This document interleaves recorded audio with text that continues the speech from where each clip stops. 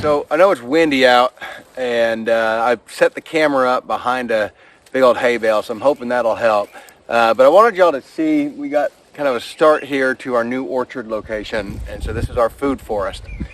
And what we've got, like here, I've got I'm sorry, every time I look away from the camera, I know it cuts out a little bit on my voice, so I'll try to look at the camera. But we have a banana tree here, so this is an ice cream banana. It's for a little bit cold, hardier area. Right behind me, this is a papa, and I think behind that we got a plum. I've got some orange dragons, which are kind of a hardy citrus. They're like a lemon. They're real sour, so you can't like eat them, but you use them for like juices and stuff like that. Excuse me, guys. I still got that cough. I can't seem to get rid of.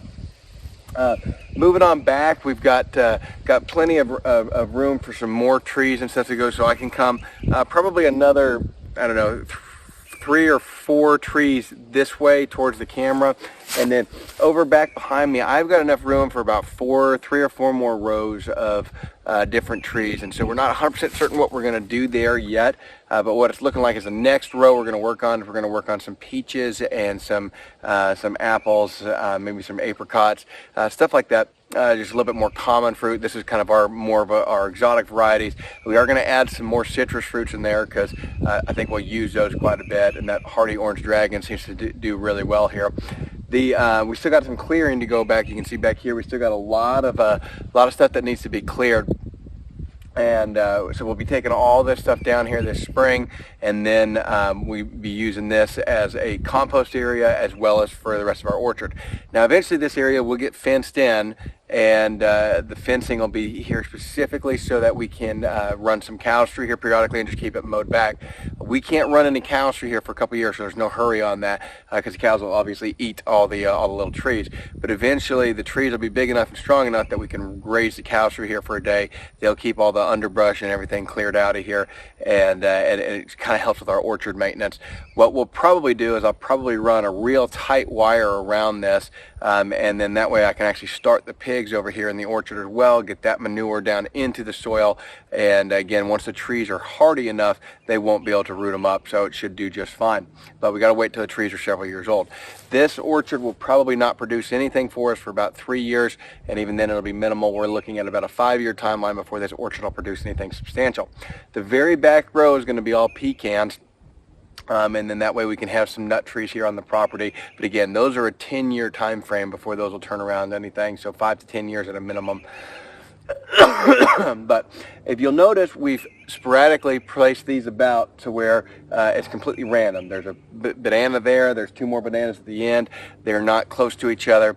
The reason that we've done it that way is to keep down on disease, because for us, for a homestead style orchard, we don't need to have this capability of having everything right together and having all like-minded trees right there for easy picking. For us, it makes more sense to spread them out and lower the chance of disease, and so that's what we're doing here. And honestly, I think even for a commercial operation, it makes more sense to do that, and then you don't have to spray, but that's a different discussion.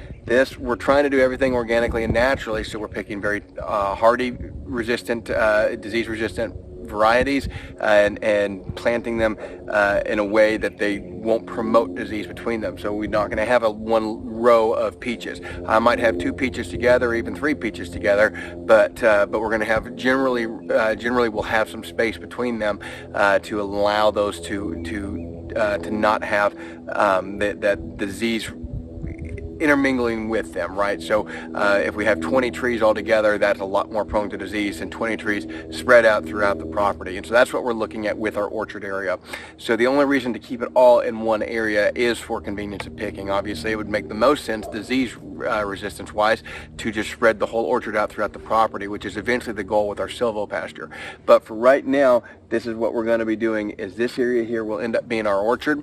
This will be an orchard that'll provide food for us, but also will actually give us some ability to sell some local produce, and then we'll have the high tunnel is actually going right behind where this camera is. So that's kind of the future plans here, guys. I just want to show you how we're getting these set up. We got everything planted this morning.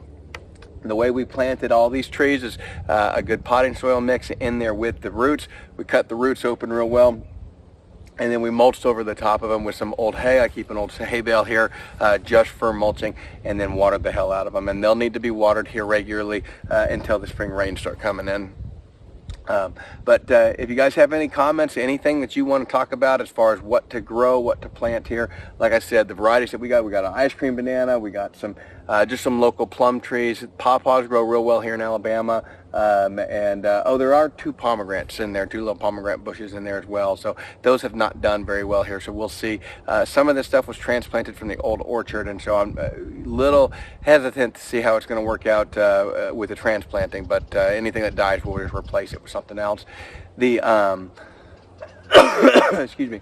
The reason that we chose to transplant here in the winter time is because it allows them to, we're getting ready to hit that spring lush, and for the next month or so it's going to allow them to put that energy into their root system and get something established, and then here in the spring lush they really should start shooting out real well. We'll know within about a month or so what took and what didn't take. So we'll keep updating y'all on this. We do have a talk here, I think tonight actually, with On-Site Trav to talk a little bit more about some of our food forest thoughts and where we're going to be going with it. So we'll catch y'all later. I appreciate y'all watching. Make sure and like and subscribe to the channel if you haven't already done.